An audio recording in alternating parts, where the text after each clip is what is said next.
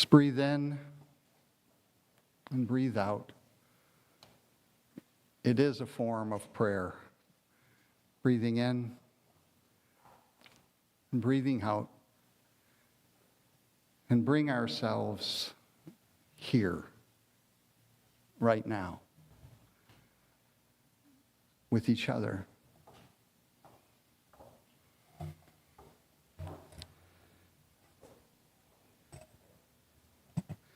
Jesus said, I am the resurrection and I am life. And those who believe in me, even though they die, yet shall they live.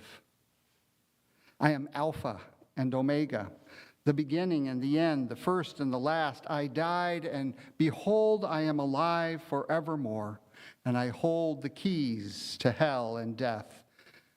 Because I live, you shall live also. Friends, we are gathered here in gratitude for a wonderful life of Kathy, whom we have known and loved, and the family of which she is a part, which we know and we love. And we are gathered here also to praise God and to be grateful that the world has been created in such a way that Kathy lived among us and shared from her life grace and peace. We gather to witness to our faith as we celebrate her life. And today we come together in grief. And we acknowledge that anguish and loss. We miss her. And her death came as such a shock. May the holiness of this moment in which we gather grant us grace, and that in pain may we find comfort, and in sorrow hope, and in death resurrection. Would you pray with me? Jesus, our friend, you wept at the grave of Lazarus. You know sorrow. Come and be with us and wipe away our tears and bind up the wounds of our heart. Let sorrow have its way with us, but let it not overwhelm us. Grant us the grace of memory, holding Kathy as the precious gift she was. And grant us the gift of humility so that we might sing the lessons of her song. And grant us the gift of courage to walk through the valley of death's shadow. Raise us from death into life, and grant in your mercy that with Kathy, who has passed through the veil, we may also come to live with you and with all whom we love. Amen. Kathy, as you know, was a giver, an encourager. She had an open heart that would continually advocate for justice. And so the hymn we are about to sing is a reflection of Kathy's faith. It's a testimony of her spiritual journey. It'll be on the screens, but if you like to follow it's also in the hymnals in front of you. It's number 593, 593, and the hymn is called Here I Am, Lord.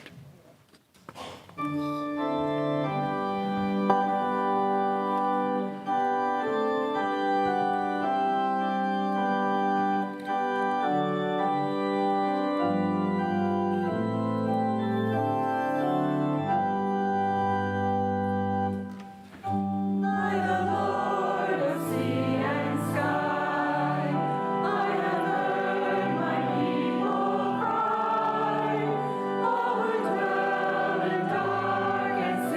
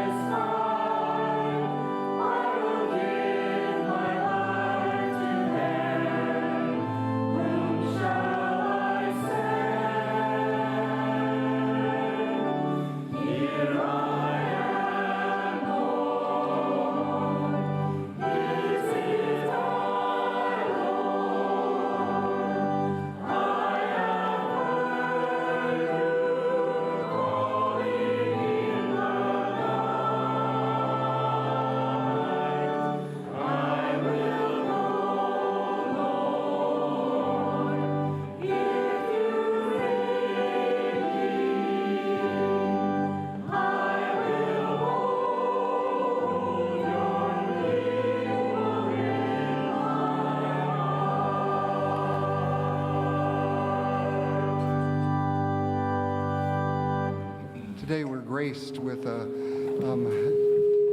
couple folks that will speak about different aspects of Kathy's life to share with us. I'd like to invite one of Kathy's friends, Paula Potter, to share her testimony about the goodness of Kathy's life.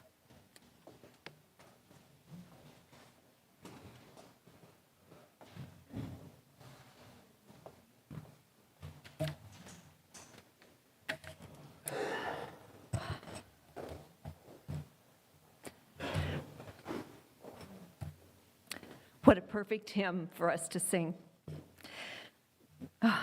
Doug and family, thank you for giving me the honor to say a few words about Kathy. I did write this down because I knew this was going to be hard. I, like all of you, were devastated to hear of Kathy's untimely passing.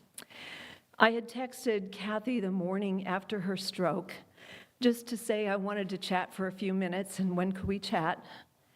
And I got a text back from Doug. And he said, Paula, can you call me? So I called him. He tearfully told me about the stroke that Kathy had had.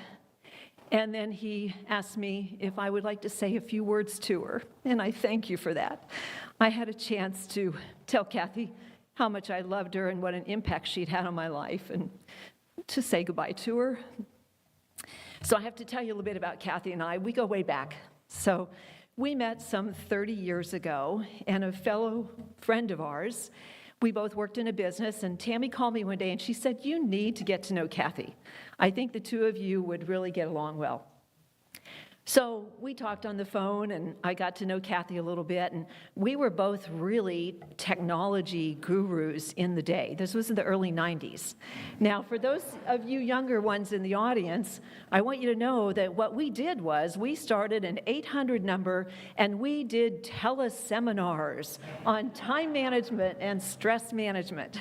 No computers, nothing. We just got on the phone and talked to people, and people got kind of excited about it, and we actually had some success with that. And so as the years went by, I got to know Kathy so well and recognized many of the gifts that you in here know Kathy for. The ability for her to organize the heck out of things. I mean, she was so organized.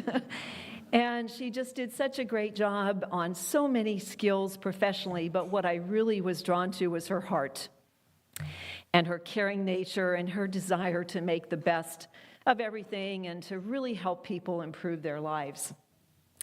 So I knew I needed some help from her, and so I hired Kathy to be my coach. And she actually did a lot of coaching for folks, because even though I was teaching time management, I still needed some help with that. And Kathy was so organized, and she taught me so many things, of which I was able to implement quite a few of them. Probably wasn't her best student ever, but I really did try to make some improvement on things. We laughed. We had so many phone calls over the years, and we shared so much about our lives and our families together. And I always remember her laughter. And Jolynn, last night, when you laughed, I just thought, oh my gosh, it's like Kathy in the room here. So that was a special gift. Well, as the years went on, Kathy and I became great friends, and then she introduced me to send out cards in 2005. And so we embarked on that journey together in another business. And over the next several years, Kathy really taught me so much. She walked her talk. And she taught me how to celebrate people's lives now. And I'm just curious, of those of you in the room here, who ever received a card from Kathy? Can I see a show of hands? Look at that. Oh my goodness. She had such a gift of words and encouragement and just reached out to so many people in their time of need. So Kathy and Doug and my husband and I got to know each other even better through some travels, and we had a chance to go to Puerto Vallarta together and just hang out there. And I'll tell you what, I think, Doug, you guys were really trying to keep Dave. I mean, my goodness, the walks we did. They can walk fast. He and Kathy could walk so fast, but we tried to keep up with them. And every time we were with them, they just brought a smile into our hearts and gratitude as well. And we've known Doug and gotten to know him as family. And I have to tell you that today, We were supposed to be in Puerto Vallarta with Kathy and Doug again, and instead we're here celebrating Kathy's life, so it's a pleasure to be able to be here. And to Carly and Claude and Violet and Reggie, I know they're probably out there somewhere, Jolynn and Alan and Cindy and all your families, and I'm sure I've forgotten somebody. I feel like I've gotten to know you because over the years, Kathy would tell me about each of you and what was going on in your lives, and I thank her for that. And Kathy also, she loved her family so much, and she loved her church family too. And she was a fierce and loyal friend, and I'm so thankful for that. I told Doug that I don't know too many people that had a more positive impact on a person's life than Kathy did. And one of the things that Doug asked me if I would do was to reach out to the Send Out Cards family. Even though Kathy hadn't been working the business regularly for the last few years, pretty much ever since Violet came along, then it was all about Violet and grandbabies and all of that. He asked me if I would reach out to them and let them know, and I did.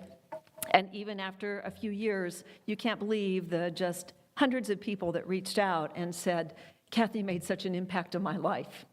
And I wanted to share a few comments from mutual friends. Kathy's graceful mannerism and loving smile touched all our hearts. My heart hurts. Kathy was such a kind soul and made everyone feel so special. Kathy was a beautiful soul who made life better just by being in the room with her. She was one woman that always seemed to know, and I know some of you in here have experienced that, when I needed a bit of support, and she would contact me at just that right moment. She had a real gift for that. I will miss those words of love and encouragement. I'm so blessed to have gotten to know her, to call her one of my very best friends. Doug, to you, we love you. And we just pray for everybody in the family, and thank you for letting us be here. Kathy lived her life on purpose every day. She lived her life with integrity, she loved her family, and she kept her priorities front and center always. Kathy, thank you for your impact, for your kindness, for the way you made everyone feel so comfortable and special, and the voice that you had as of an angel. And I'm so grateful to the church here. I just happened, somebody posted it on Facebook, that the church has made all of these beautiful recordings of all the times she performed, so we can go back and we can listen to her voice when we want to hear that. Let me close with a beautiful poem that Heidi Webster, I don't know Heidi, but she posted on Kathy's wall recently. This is by Ruby Kaur. Heidi's not here in the room, is she, by any chance? Oh, thank you, Heidi, very much. It's a beautiful poem. I thought this captures the essence of Kathy. Most importantly, love, like it's the only thing you know how. At the end of the day, it's all this. All of this means nothing. This page where you're sitting, your degree, your job, the money, nothing even matters except love and human connection, who you loved and how deeply you love them, how you touched the people around you, and how much you gave them. Kathy loved deeply, and she gave so much to all of us who were touched so profoundly by her. We love you, Kathy. Thank you.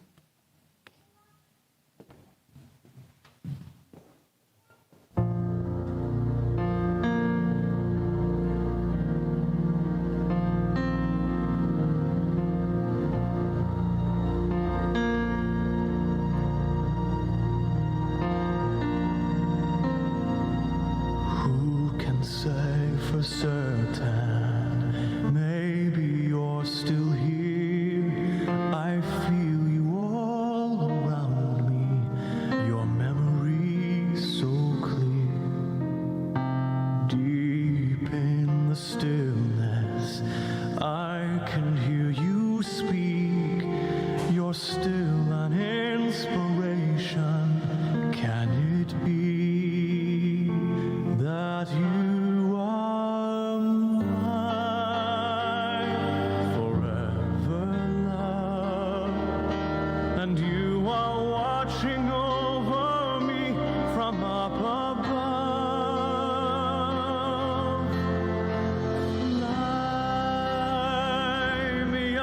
to where you are.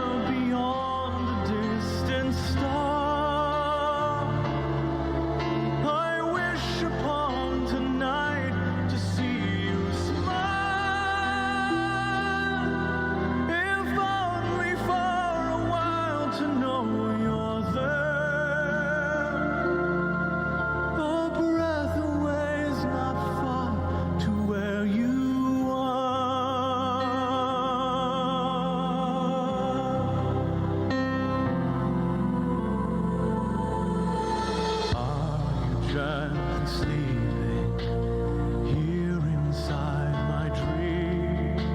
And isn't faith believing all power can't be seen? As my heart holds you just one beat away, I cherish all you gave me every day. 'Cause you are mine, forever love, watching me from above. And I believe that angels breathe, and that love will live on and never leave. Fly me up to where you are, beyond the distant star. I wish upon tonight to see you smile, if only for a while to know you're there. A breath away is not far to where you are.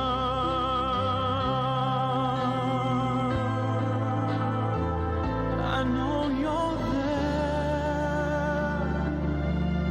A breath away is not far to where you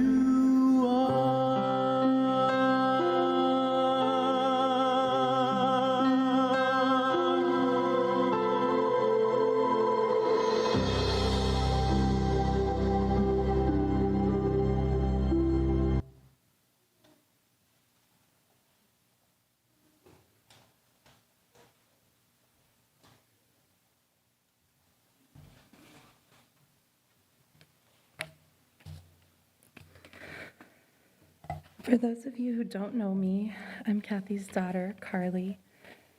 Music was such an important part of my mom, something that lived deep in her heart and soul. She carried it with her and rarely missed a chance to share her beautiful voice with the world. The best gift that my mom has given my daughter Violet is the gift of music. Violet loves to sing and takes great pride in it, singing without holding anything back or caring what anyone thinks. That's the way my mom sang. I take great comfort in knowing that as the years pass, even if Violet isn't able to remember her sweet Nana anymore, she will never unlearn the love of music that her Nana instilled in her. Singing for me has always been something I've kept private, and for years I fought my mom's constant encouragement to share my voice. I wanted so badly to sing here today to honor her, even though I knew it would be hard. But life had other plans. I lost my voice a few days ago, but luckily recorded this just before in anticipation. This song, Wind Beneath My Wings, so captures the selfless love and sacrifice that my mom has shown me. I know that although she is no longer with me, she will always remain within me and will continue to lift me up.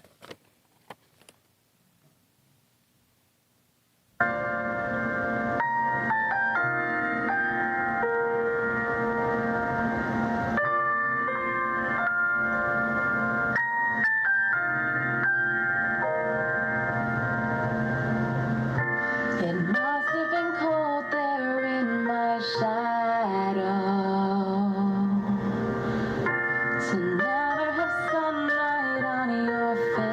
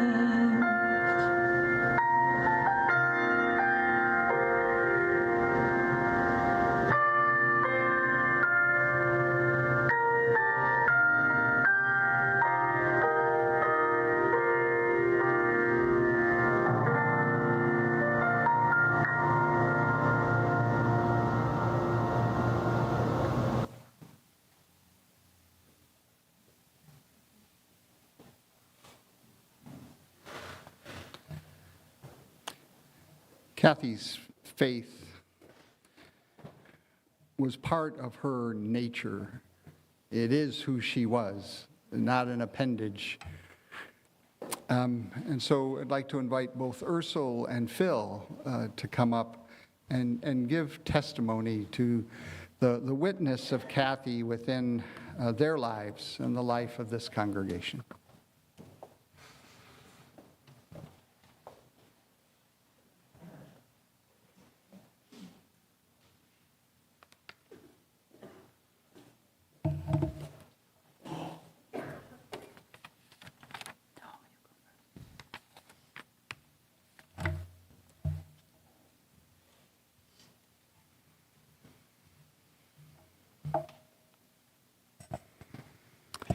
Kathy was my friend and fellow section leader, soloist, and chorister for over 30 years.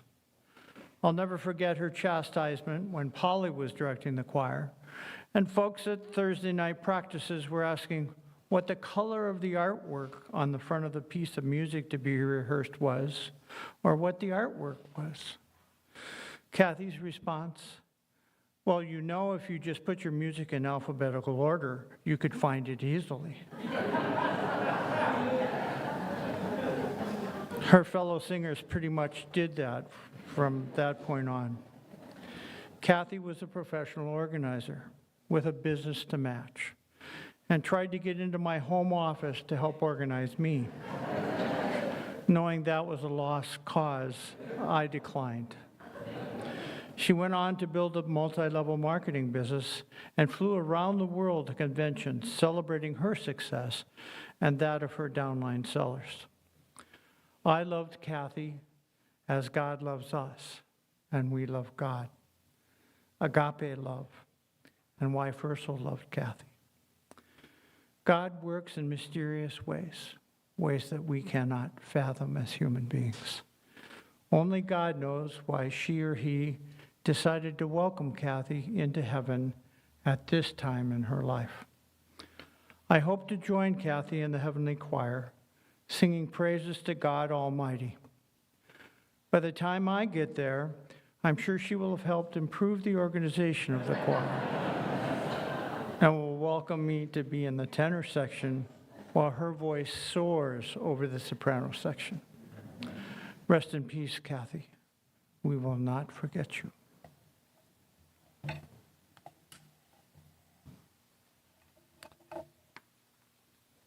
Kathy and I were longtime friends. We sang in the choir together, and we served in many committees together. And we had lots of joys, and we have together solved some prickly thoughts and situations. But when I wanted to write something down, I just couldn't organize my thoughts. So I decided to express them with a poem. My friend Kathy. My friend Kathy with a K, she would say. You must plan, pray, and prepare to make decisions fair.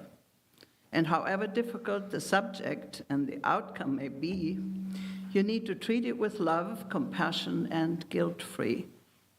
When she felt strongly about some actions, event, or person, she studied the issue, imagined each person's view, and sought a window that would both parties could look through. Her talent to see the world from both sides has helped her family and friends and me to abide instead of chide about something that in time would just fade away. Now that I'm done with her talent of diplomatic communications, let's look at other God-given gifts. Is that a revelation?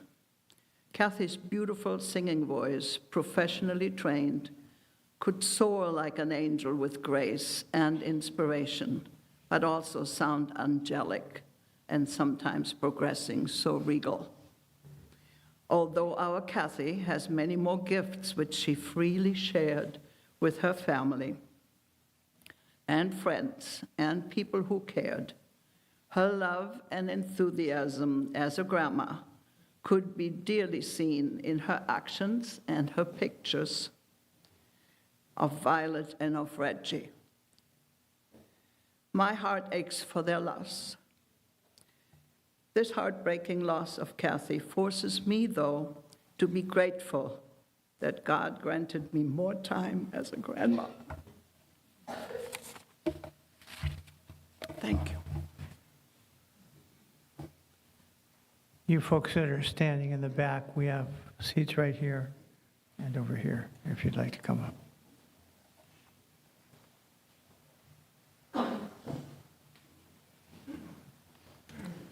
I'd like to invite Kathy's neighbors, Mark and Laura, to share their testimony about Kathy.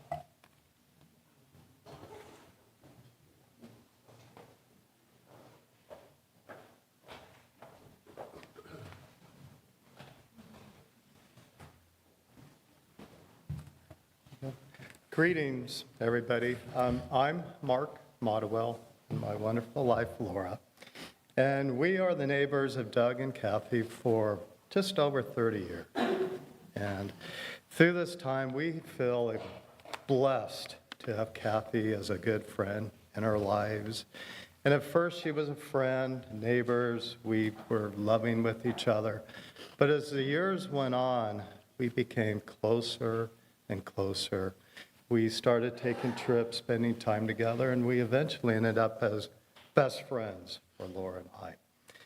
And as I talk, I forgot to mention one thing. We used to watch movies together, and one of our favorite movies was The Holiday.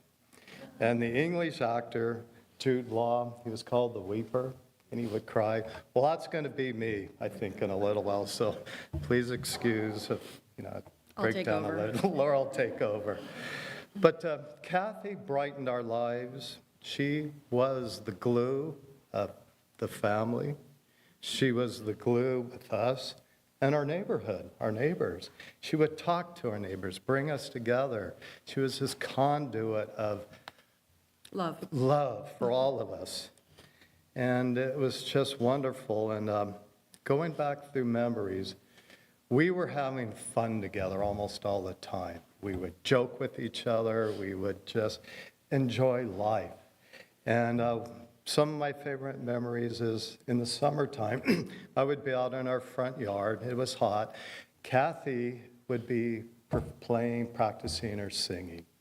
And her windows were open, and I was in the front yard, and I would hear this beautiful voice, this angelic singing, and it would come out, and it would just fill the neighborhood with beauty, just hung there. And that's a memory I'm never going to forget, just this amazing talent. And Kathy, I feel she had exceptional confidence in herself. She would top in her professions, assisting charities, and I think one of her main goals was helping people, truly reaching out, giving herself to help people of need. And she just had this amazing confidence. And then about 2 years ago, before Doug and Kathy were going to hop on a plane and fly to New York, the water pipe in their house broke. And it's a horrible event. It's like your garden hose turned on and all this water's washing out. And Kathy, for her, I could take care of this. She made a call. She brought in technical people. They shut the water off, organized some people to come in, clean it up. Doug and Kathy got on a plane and flew away. And then they came back. And then Kathy has to deal with, I got to take care of this. So she calls insurance companies and contractors, and that's a horrible experience. And she came over and talked to me about it. My profession is I'm a real estate developer, and I know what it takes to hire architects and build buildings. And we sat down, and I also knew that Kathy is incredibly intelligent, organized, and had the ability to believe in herself and march through the steps to complete something. And I told her, I think you could do this, Kathy. I really have confidence that you can become your own designer and become your own builder. And she gave me a little smile and kind of said, I'll think about that. Well, she did. She stepped out and became an interior designer, selected cabinets, finishes, and everything, and then went to the next step of hiring subcontractors, not a contractor. She acted like a builder, and she did it almost perfectly. And to me, it just is a testament that her confidence and her ability to believe in herself ended up in success. And then the other item is we like to have fun and play with each other and tease. And then one night we got a call from Kathy, and she was really tense, kind of upset on the phone. And Doug was out of town coming home that night, and she says, "There's a bat in the house." And Kathy doesn't like bats, so I put on my bat suit. I go over to the house, and I walk in, and this little flash goes by, and it was a bat. So we're both kind of freaking out, walking around, and figured out where the bat was, closed the doors, and we couldn't find it. And then we're looking around and looked up, and there's this bat right in the skywell. I'm going, great, what are we going to do? I look over, and Kathy has a towel. I go, okay, I get it. So I was able to capture the bat. She didn't want to hurt it, so I put it outside, and it went away. And it was all good. And I'm a prankster, because she had to go pick up Doug at the airport. So I went home, and we have these Halloween decorations. We have a 6-foot bat with red eyes, and I went over and I attached it above their garage door and had a sign on it that said, "Welcome home." And they came home, and I was laughing so hard my stomach was just keeling over. And that was lots of fun. And then a few months later, I got another call. Doug was at a Mariners baseball game, and she's really upset. She says, "There's a bat upstairs in our room." So I put my bat uniform on again, run over there, and this bat is up there, and the fan is going. It's a hot summer night, and this fan's whipping around, and this bat is frantic. He just keeps flying.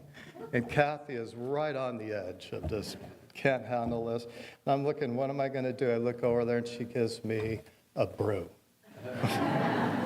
And I'm going, a broom, there's a bat, and the baseball game's going on. So I get it. So the bat's going around, and I took a swing, and I missed, and it was strike one.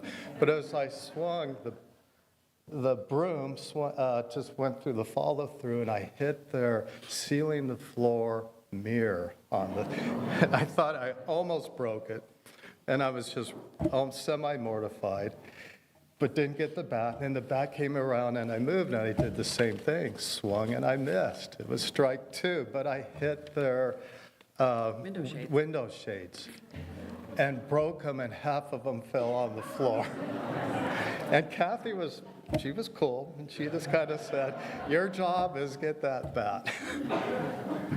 And then, okay, the third pitch was coming in, and the bat was flying around, and he hit the fan, and he came right at me, and I swung, and it was a home run. So no more bats. So this is now Kathy's time to tease me. So Doug and Kathy came over a few days later, and they gave me a T-shirt. That's why I didn't wear it. It says, "I have a bad attitude." And then I have a nickname internally as the Batman. So, wonderful memories. But my last and greatest memory of Kathy is her deep spiritual commitment to help people, to give her love, which is unconditional love, to her family, friends. And the other item is to receive love. And that's hard to do. We can give love, at least for me, but to receive love is not easy. And I see Kathy as a master teacher of helping support people, loving people. And I was aware of this, but it took me a long time to really understand Kathy's deep sincerity to help people. And through that, I realized that she was a teacher for me to give love and receive love.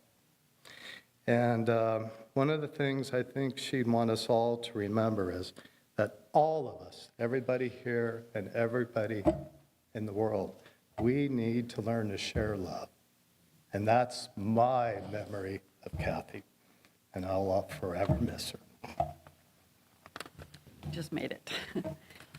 I don't have any anecdotal stories, but I just wanted you to know what she meant to me personally and to Mark. So as Mark said, we met them in '93 in the spring when we moved into our house, and they lived right across the street. And Kathy came right over and introduced herself. She was so very friendly, and she continued to be very friendly, which I have to admit surprised me because I was used to Seattle Ice where people were friendly at first, but really didn't go very much deeper than that, and she sure did. And the other thing that really impressed me about Kathy from the beginning was she was not afraid to expose any of her vulnerabilities, and that made me feel very comfortable from the beginning of our friendship. So we enjoyed being neighbors and having friendly chats with Doug and Kathy over the years, but something shifted about 5 years ago, and I think we talked about how, just the kids growing up and her work settling down, we had a lot more free time, and so we started seeing each other on a more regular basis and going out to dinner, having barbecues, and even going on vacation with each other, and really helped get to know them more. And I have to say, it was Kathy whom initiated getting together more. She just started asking for more time with us, and we were happy to oblige. This is something that I would like to emulate in Kathy's honor. Don't wait to ask for something you want, just do it. She was also very supportive if she learned you were going through a hard time. She would call me about once a week and ask how I was doing. She just let me talk. I hope I remember to thank her for that because it was a gift. Back in my college days, my friends and I used to talk about how when we got older, it'd be so nice if we all lived close by and we could see each other and have dinner and have our friends play together and all that. And I just said later, I thought, what I really want is just a drop-in friend. Someone who doesn't need to call ahead because they would always be welcome. Even if you were on your way out the door, no apologizing, just happy to see them. Kathy and Doug were that for us. They were our drop-in friends.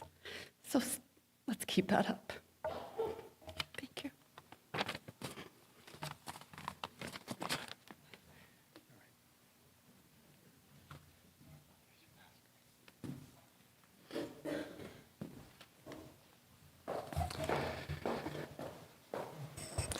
When you look at the beauty here, the flowers that are given, each of them are an expression of deep love. If you and I have something maybe in common is we know people who die. And the effort, the choice that we make to just show up, to support the family, and just to show up to say, this life mattered. It mattered to me. And I'm looking at these flowers and realizing that everyone who gave that gift is saying Kathy really mattered. And I look at all of you and I know that Kathy really mattered. And we're also graced today. All three of our pianists made sacrifices. Kevin Cole coming from across the country, Kevin Johnson having to say no to one responsibility, to say yes to Kathy, and a great old friend, William Chapman Nayahu, who is here today. And all of these three, I think maybe representing all of us, are here out of deep love and care, and it just speaks to the integrity of each of your characters. And so I think, William, if you'd like to play.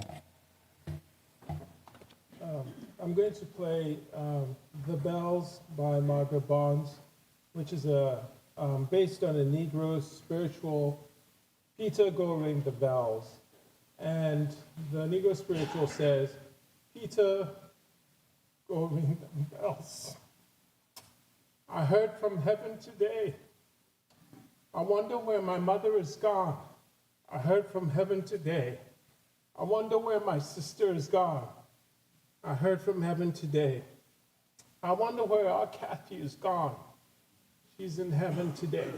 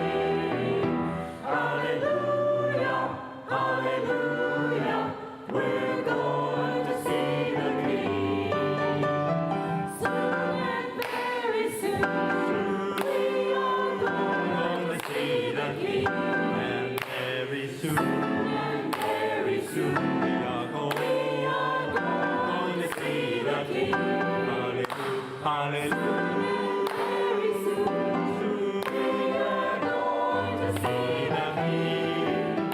Hallelujah, hallelujah. We're going to see the King.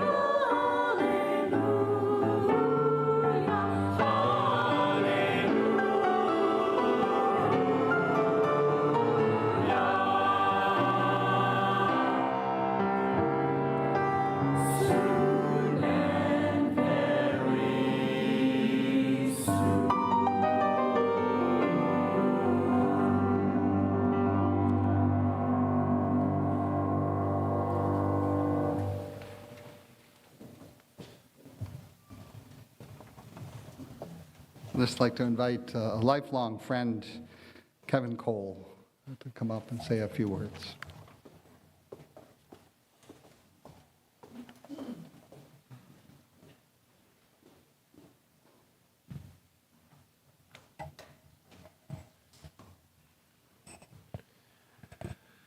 I'm Kevin Cole, and my hometown is Bay City, Michigan, where I still reside.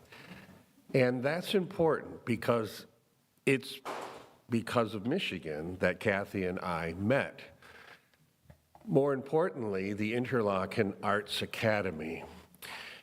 Near Traverse City, Michigan, there is a boarding school for the arts that started out as a music camp in 1927, founded by Dr. Joseph Maddie. I had attended the summer camp in 1972 and made a vow to myself that someday I'm going to come back and go to this high school for the performing arts at Interlochen. And it was about 4 years later, as I was approaching my junior year of high school in Bay City, that I made the decision somehow I'm going to raise enough money and compete for scholarship to go to this school. Because in 1976, for my senior year, it was going to cost $5,000. And that was a lot of money at that time, and I come from a poor family, so I did all I could, fundraisers, playing for silent movies, you name it. I got in. I got a half scholarship. In fact, they gave me more than half a scholarship because they really wanted me. And that opened up my eyes and my musical talent to so many more opportunities. I still count them today. When I got there, I knew I would be a piano major and a composition minor, but I also enjoyed singing, so I wanted to be in the choir. And they had a normal choir of about 60 students that anyone could join, no matter what your major was. But then they had a select group called the chorale, and you had to audition for that group for Dr. Kenneth Jewell, who was quite a noted choral master in the United States at the time, getting near retirement, but he and his wife made Interlochen their home. Well, I auditioned, and to my surprise, I got in this 24-voice choir, and I was one of only 3 that was not a voice major. But certainly, when we got together for our first daily rehearsals with the chorale, I noticed Kathy's voice, and I also noticed how on key she sang, because there were 3 of us in this group that had what is called perfect pitch. And what that means, if you say, sing me a B flat, we can just pluck it out of the air and sing it because it's just in our brains. We're just hardwired that way. Well, we were singing very difficult repertoire in this group, and mostly a cappella and in foreign languages, and it was quite challenging, but it was very rewarding as well. And it came the time to do a tour of the choir and chorale, and Dr. Jewell chose this piece called In the Beginning by Aaron Copland. It's one of the most difficult choral pieces any group could sing, and it's about 60 pages long, and we had to have it memorized. And it's basically it's the story of the beginning of the world in Genesis, right out of the Bible. It was for soprano, soloist, and choir. And Kathy was one of 2 soloists chosen to do this on tour. And we did it at every performance throughout the state of Michigan in a week-long tour. The other soprano was a very good soprano. But let me tell you this. the choir would breathe a sigh of relief when we knew it was going to be Kathy at the performance, because she was so on key and on pitch that the entire work, which takes about a half hour, we never went sharp, we never went flat. And unfortunately, when the other soloists sang, we were kind of skating on thin ice, you know. And that just, her musicianship was she was so dedicated to producing the best sound she could possibly get out of her voice. And that fall, and it wasn't too, like maybe within the second month, towards the middle of October, she wanted to sing on a student recital. And by this time, we were friends from being in choir and chorale. And she goes, well, I really want you to play for me. I want to sing something, and but you're going to have to come to one of my voice lessons. And I said, sure. I said, who do you study with? She said, Mary Chalf Jones. And there were 3 voice teachers there at the time, 2 men and Mrs. Jones. And she says, but when you come, she says, I just got to warn you, it's going to be different probably than any other voice lesson you've ever accompanied. And that kind of, you know, piqued my curiosity. And she said, well, and don't come right on time. Come about 10 minutes after because we do warm-ups. I said, okay. So in the basement of the women's dormitory, where Kathy was, were the studios for many of the teachers. And I arrived, and when I got there, and I was outside the studio door, and I couldn't see anything. She had a little curtain in front of it, but I could hear what I thought was a barnyard of animals. I had never heard such warm-ups in my life, so I gingerly knocked on the door, and Mrs. Jones opened the door, and I introduced myself, and I sat down at the piano, and Mrs. Jones, in her lovely Southern Kentucky voice, said, well, it'll just be a minute, and we'll be ready for you. And I said, okay. So I sat, and they continued their warm-ups. And I'm looking at Kathy, and the next warm-up was, she's standing, and since this was in the basement, there's a window that's kind of up there. And Mrs. Jones says to her, now, Kathy, you know what I want you to do. I want you to put your arms out and fly through that window like a big bird while she's singing a warm-up. And I thought to myself, what have I gotten myself into? But everything she had Kathy do, which would seem unorthodox to the outsider, I knew was working. I could hear the change. And from that initial voice lesson, I found a mentor in Mrs. Jones. And Kathy also found somebody who was like a guardian to her at Interlochen, because we both came from slightly unstable childhoods and home life, and we needed stability with somebody who would nurture us, but also be strong for us when we couldn't be. And Mrs. Jones was that for Kathy and for myself. And after graduating from Interlochen in 1977, she took Kathy to England, and they studied the Alexander technique, which has to do with use of the body and head, neck, and spine relationship, which was very important for a singer. And we had the best year at Interlochen. We just did all sorts of things, and anytime Kathy sang, I became her personal accompanist, much to the chagrin of some of the other pianists that wanted to accompany Kathy, because let's face it, she not only sang like an angel, but she didn't look too bad either.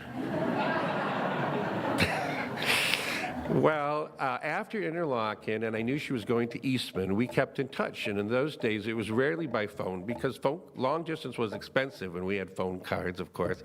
But we wrote letters, and I cherish those now. But it was just so funny to watch her grow, because I didn't go to conservatory or university for my career, and she did. So I vicariously lived the college life through her stories, and then she transferred to McAllister, right? Yeah, I always say, I want to say Manchester, McAllister. And she was really enjoying that there, and of course met Doug. But after McAllister, when they came down to U of M, they're in my territory, and you bet your bottom dollar I was going to get Kathy up to Bay City to sing. And so she came up twice. But before that, when they were getting married north of Detroit, she asked me to take care of the music for the ceremony, and which I did. And she didn't want just me at the organ or the piano. she wanted a chamber orchestra, which I found. Many of them were students, our colleagues from Interlochen, and that came to do this. And of course, if Kathy asked, you didn't refuse because you knew who you were singing for and that she deserved the very best. And she got it. But what surprised me was she said, Kevin, I want to do a special song at the reception. And I said, okay, are you going to be up to this? She goes, oh, I will. I want to do this for Doug. And so she sang this song called I'll Never Say Goodbye. And, there wasn't a dry eye in the house at the reception when she did this.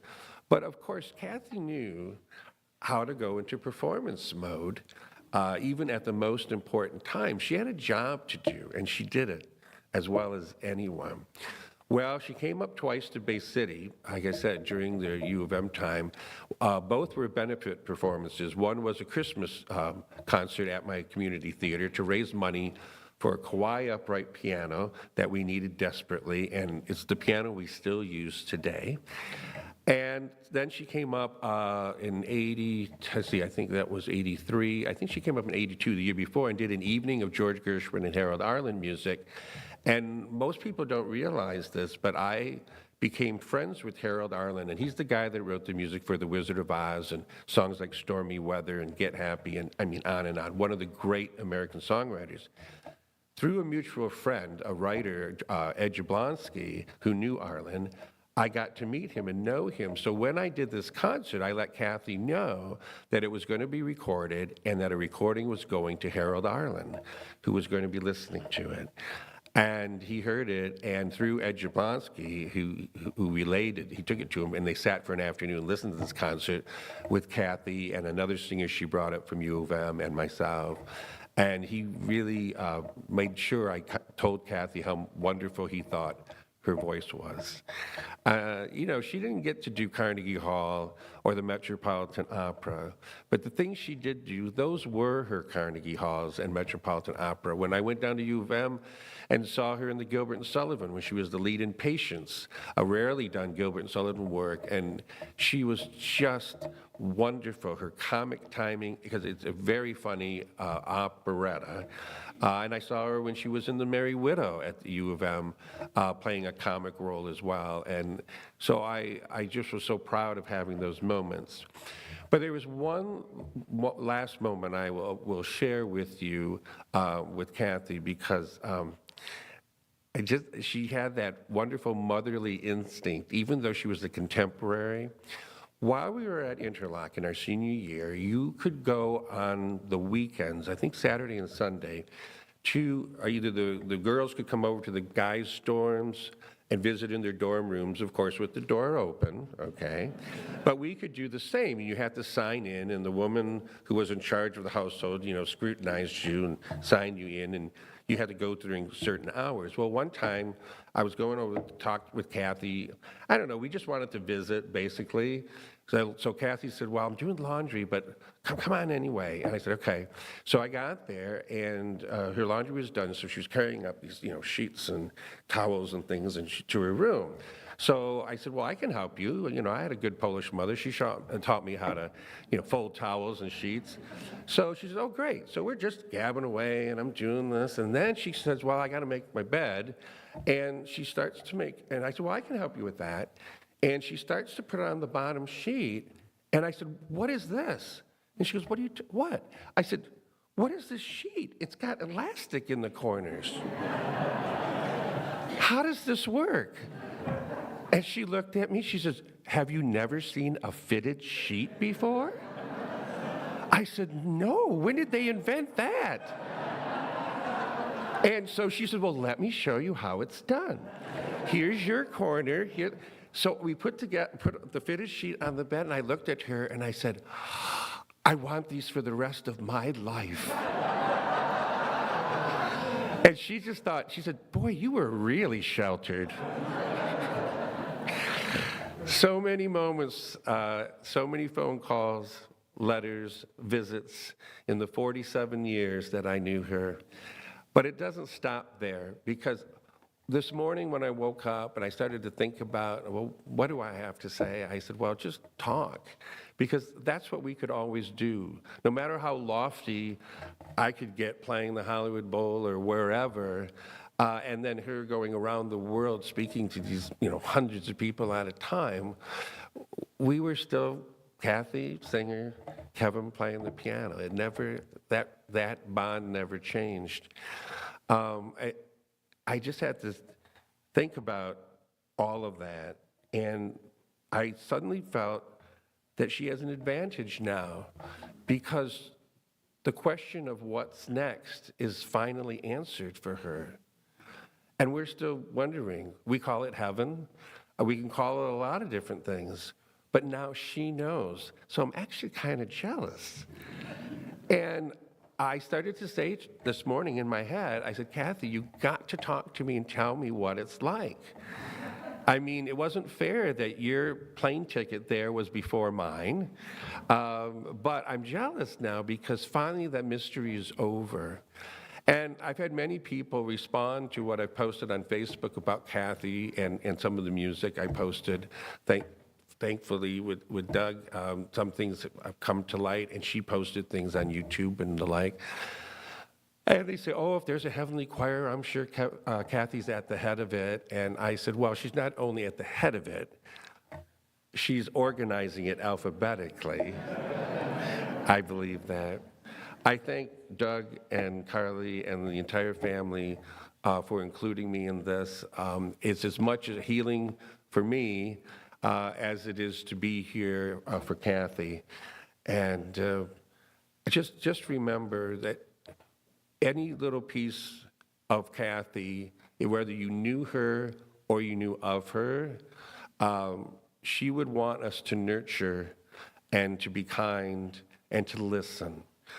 Her book, Listen to My Heart, that keyword listen, I asked her how she came up with the title, because you may or may not know that there was a CD included with her singing a song by that title, and she called me to write the music for that. And I was quite honored, because I rarely collaborate with anyone. I write my own music and lyrics. And she had sent me this lyrical poem, and I said, would you mind if I kind of pushed it around to make it more in song form? She said, no. And in 2011, she came to Chicago with Doug. He was there for a convention, and rented a studio, and we recorded 5 songs, that being one of them.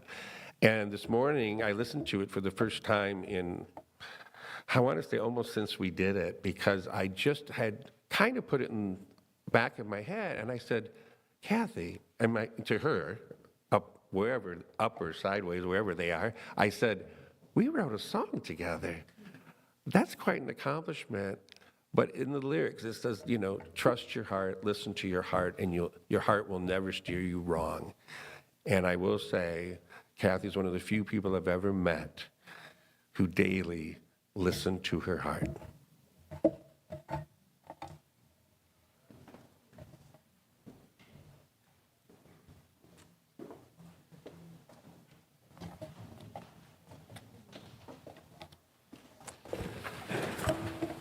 Kathy always asked, how can I help?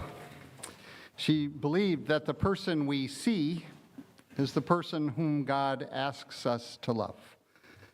In this hymn, the lyrics reflect Kathy's love for this world and all of us who are in it. It'll be on the screen, or if you prefer the hymnal, it's 356, 356, and the first verse will be in Spanish, and then we'll sing the first verse again in English and all the way through. There are 4 verses. I'm going to ask that everybody stand.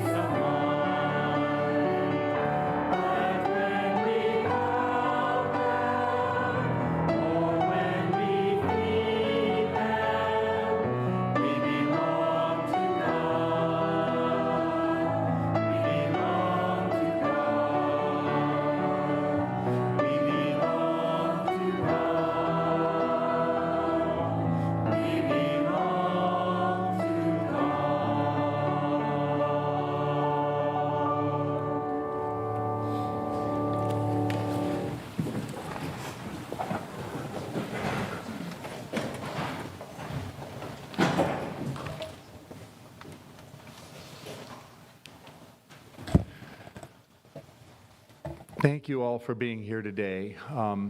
We just appreciate all the love, and Kathy's felt all the love over the years from all of you, and it's so important to her.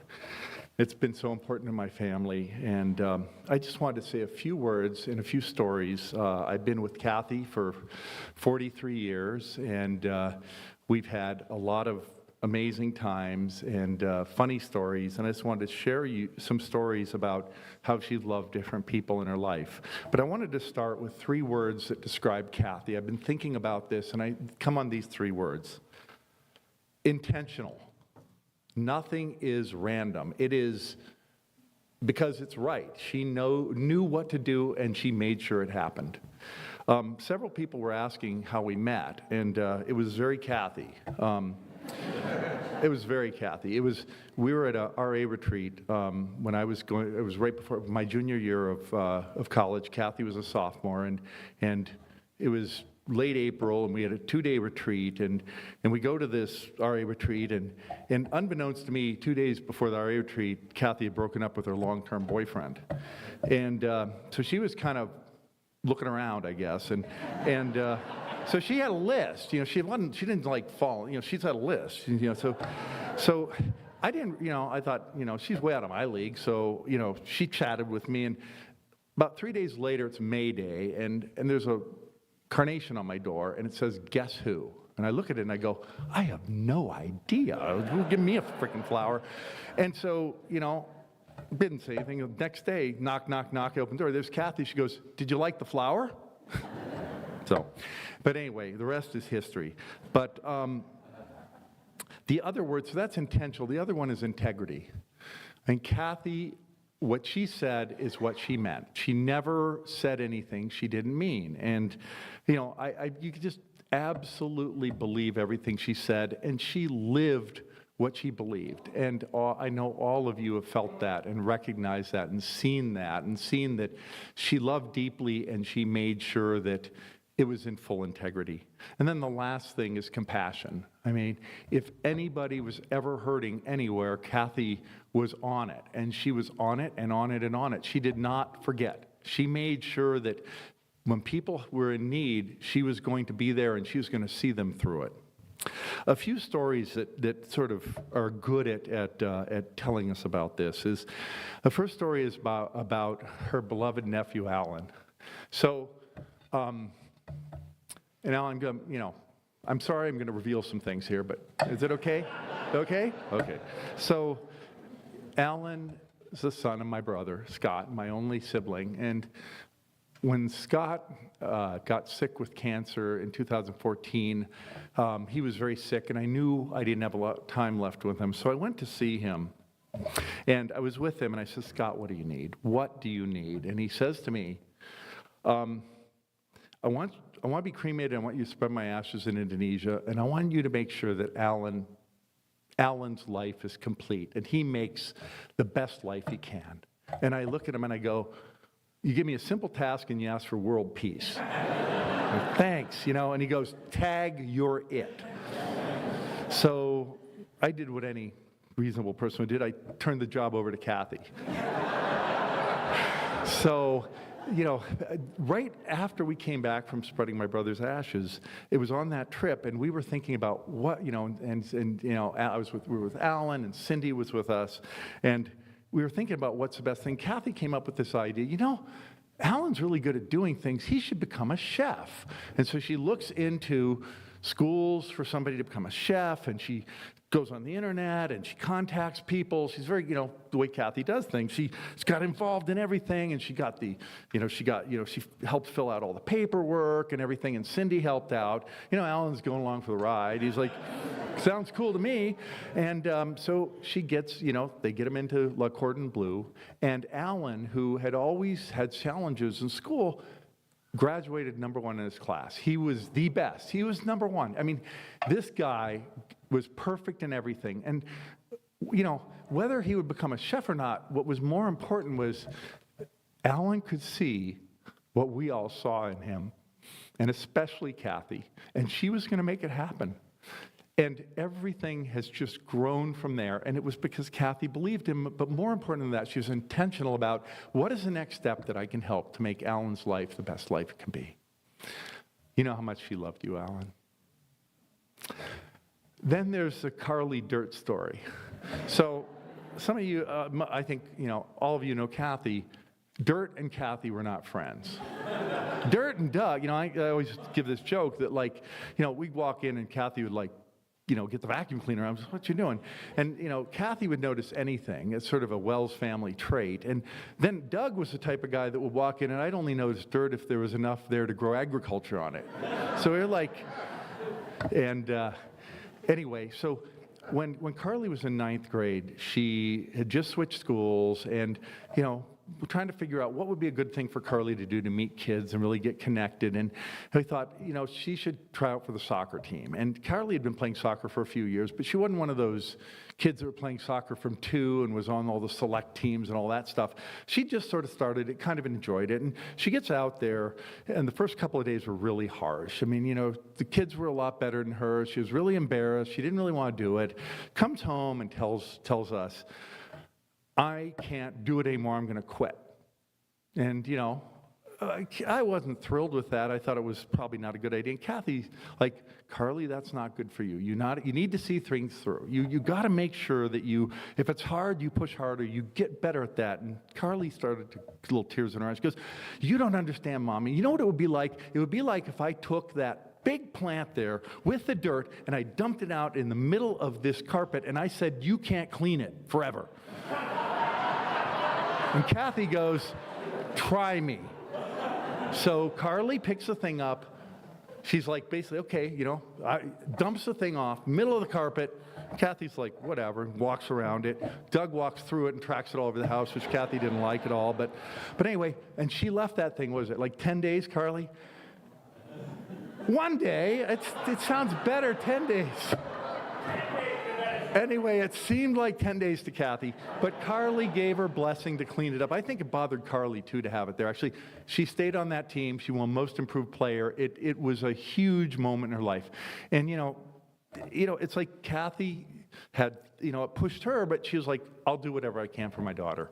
I don't care what it is. If I'm uncomfortable, I'm going to do it. Then there's Cindy.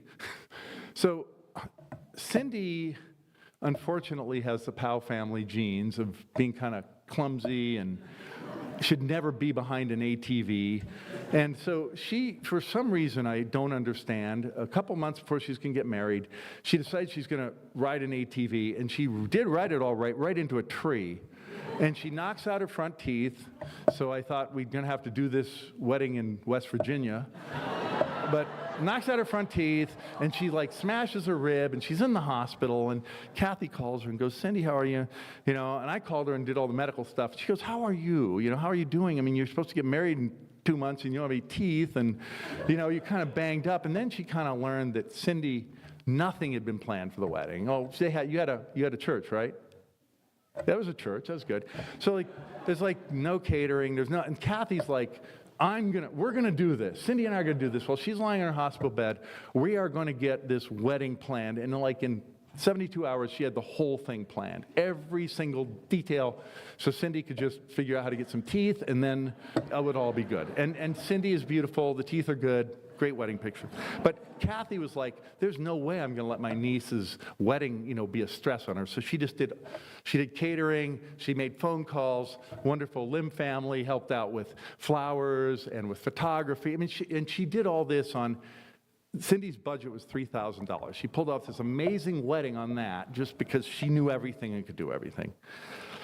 And then that leaves us to me. So when I was an intern, it's like my 3rd month internship, and I had been in the ICU, and we'd had, a tough month, and I was now in clinic, and I was just sort of having a better schedule. And I'd had this patient I took care of I was a young woman who just had given birth, and then came in and was really short of breath and really had chest pain. And I thought, maybe she's having a heart attack, and got an EKG and looked at it, and I thought it looked like a heart attack. I called the cardiology fellow, and they go, nah, it's not a heart attack. That can't happen. That's not it. And so she ended up having had a heart attack, and she ended up being in the hospital a long time. So about a month later, they asked me, when I'm way away from that, 5 minutes before a conference, can I come up and present this patient? And I hadn't looked at the chart in a month. I go, sure. So I get up there, and it wasn't pretty. I mean, I did okay, but I forgot a lot of details. And as the more details I forgot, some of the attendings in the room stood up, and they said, we really need to do a better job with selecting interns. I mean, this intern doesn't know. And then the chief of medicine said, Doug, did they teach you how to read EKGs at Michigan? And they, just slamming everything. And I'm just kind of there like this. And I came home that night and I said to Kathy, I'm not good enough. I'm not smart enough. I'm not cut out to be this. I mean, it's clear. I mean, I was told today I'm lousy and, probably am. She looks at me and she goes, is that what it's going to take for you to give up your dream? That? And she just, she did it much nicer than that, but she just kind of held me and said, your dreams are much bigger than that. They're much more important than that. And, she got me dressed the next day, sent me off to work, and I got over it. But, I mean, it was just her focus on, our dreams are important, and we got to make them happen. We don't get sidelined because of something that's hard. We just get through it. A couple of things I wanted to say before I start crying. First of all, Kevin said she didn't play at Carnegie. She didn't get to Carnegie Hall. But I will say, what happened was, Kathy, when I was in medical school, Kathy was the only student that they'd had at University of Michigan, voice student who wasn't a University of Michigan graduate student. She auditioned for an incredible voice teacher, and she said, I will give you private lessons, even though you're not a University of Michigan student. And she was the top. She was much better than any of the graduate students, and she had every door open to her. And when I was a fourth-year medical student, Kathy came to me and she said, singing is so important to me, but she said, family is more important to me. She said, I don't think I can have the type of family if I am performing every night and giving my life to that. So Kathy's Carnegie Hall are named Carly, Violet, Reggie, Alan, and Cindy. That is Carly's Carnegie Hall. That is Kathy's Carnegie Hall.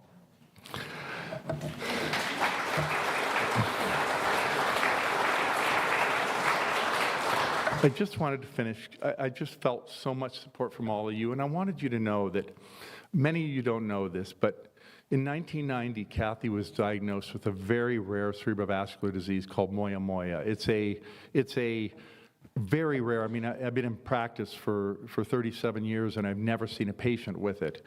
And when she was diagnosed, I met with the neurologist privately. He didn't say this to Kathy, but he said, your wife has a 50% chance of having a devastating stroke within 5 years. And I prayed and prayed and prayed. And I prayed, I said, give Kathy as many years as you can, but please let Carly know her mother. Let her raise Carly. And we got 32 years where she had no symptoms. She never suffered. And what that did for me, and this is my message to all of you, is every single day we started with an I love you. Every night we ended with it. I never knew if the next day was going to come. Some people wondered why we traveled so much. Well, we traveled because we wanted to live our life now. And that gift is an incredible gift. It's a gift of joy and happiness because every day counts. And none of us know when our last day is. And I will tell you, Kathy was unbelievably Kathy-like and peaceful as this all happened. It's like she told me she was having a stroke, very matter-of-factly. Well, she said, I can't move my right side. I go, honey, I think I'm having a stroke. She goes, okay. And, I kissed her and told her I love you. And she said that back to me, and I held her hand. And she was like calm as can be through everything. She never got panicky. As you all know, Kathy never got panicky, and even in the end, she wasn't panicky. The last thing I wanted to comment on was, Kathy's theme this year that she posted on Facebook, she told me, and she was telling people, was more random acts of kindness. And I want you to know that that's not what it is. What Kathy did were intentional acts of kindness. That's very different than random acts of kindness. Kathy would sort of figure out who needs what and do it. She didn't ask to be asked, she just did it. And I think that's my take-home message is Kathy loved and cared about everybody, and nothing ever deterred her, and she was fierce in how she loved anybody and everybody. And one of the things, last thing I want to mention, was our wonderful choir. The choir was really important to Kathy. As you know, she's an incredible singer, but it was the community she had, and it is the greatest gift to me to see this choir filled. Because, COVID has been really hard for our church. It's been really hard for everybody. And our choir was kind of getting kind of small because they couldn't really perform. And a call went out to bring the choir back together and look at this amazing choir of beautiful voices singing. Kathy loved you all, and you mattered so much to her. And just thank you for that gift. Anyway, I want to thank all of you. And Kathy felt so loved, and I feel so loved. I just appreciate you all, and thank you for being here.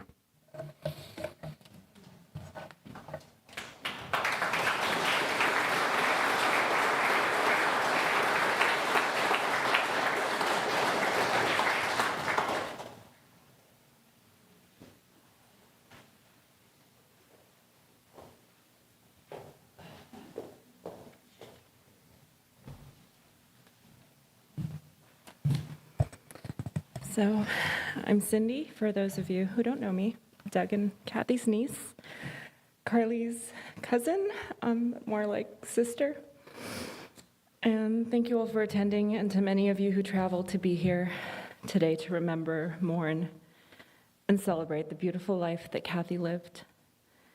Seeing everyone gathered here is truly a testament of love and the many lives that Kathy touched. Kathy spent her final days visiting me and my family and getting a chance to meet my newborn daughter in Colorado Springs. As always, beautiful memories were made as she loved deeply until the end, the final hours and minutes of her life. In closing today's service, there was no question that we'd end with Kathy's voice, now the voice of an angel, as many of you mentioned here. Many of you here know how deep Kathy's love for music was, and many have been moved by her voice. A voice that in recent days since her passing has had a reverberating impact and provided comfort to me and many of you here too, allowing us to still feel her presence. The song we are ending with today is a song she sang to her beloved Doug, I think as Kevin mentioned, on their wedding day in the August of 1981. And 32 years later, at my wedding, which, yes, did not happen in West Virginia. I have teeth. And it will be in video form, and I believe it was one of the songs that Kevin Cole recorded with Kathy. And thank you, Kevin, for traveling here from Michigan to be here. And as you knew, Kathy and Kevin knew each other since her days at Interlochen and share that deep bond and love for music. So please remember Kathy, her life, her love. Feel her presence, and remember to always hold your loved ones tight as we listen to this song, I'll Never Say Goodbye.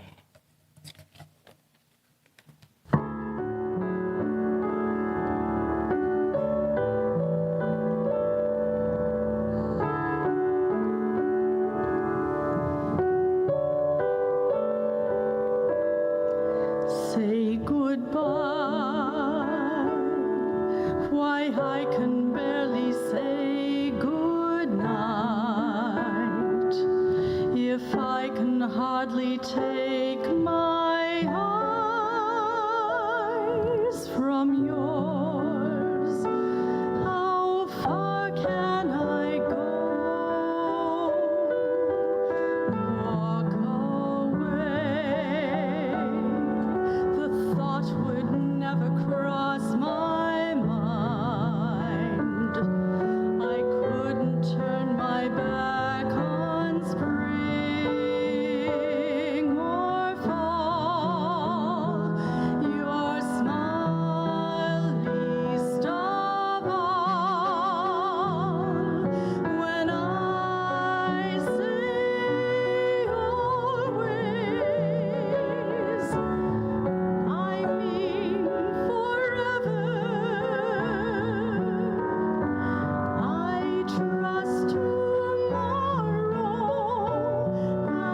much as today. I am not afraid to say I love you.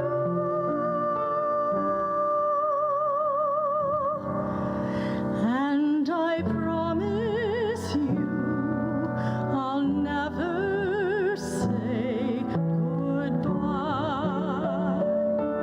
We're dancers on a crowded floor, while other dancers live from song to song.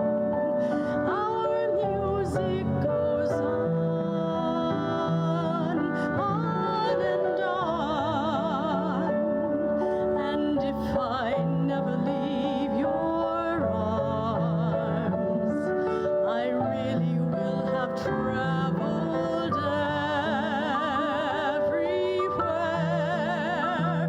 For my world is there when I say always. I mean forever. I trust tomorrow as much as today. I am not afraid to say I love you.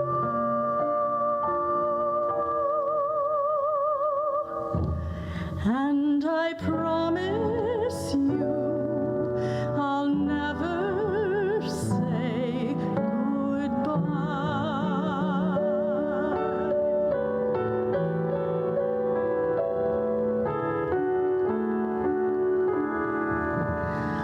How could I ever say goodbye?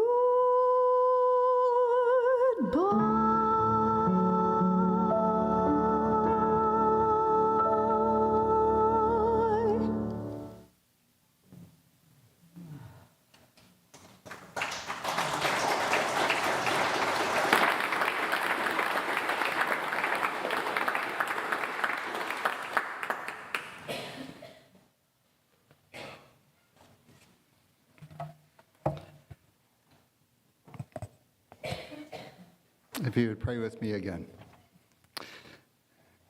God of us all, your love never ends. When all else fails, you are still God. We are thankful for all in which you have blessed us, even to this day. We're grateful to be here, to be present in communion with each other. We're grateful to have known Kathy, and we recognize that in her we have received your grace and goodness. So be faithful to her and open unto her all of your goodness. And for all of us who have gathered, help us to receive the gift of joy in days of health and strength, and the gifts of your presence in days of pain and grief. To those who doubt, give light. To those who falter, strength. To all who sorrow, peace. For the gift of Kathy's song, we are blessed. We release her into your care and compassion. Be good to her, we pray. Amen. During the postlude, I'm going to excuse the family to go out and just have a minute for themselves.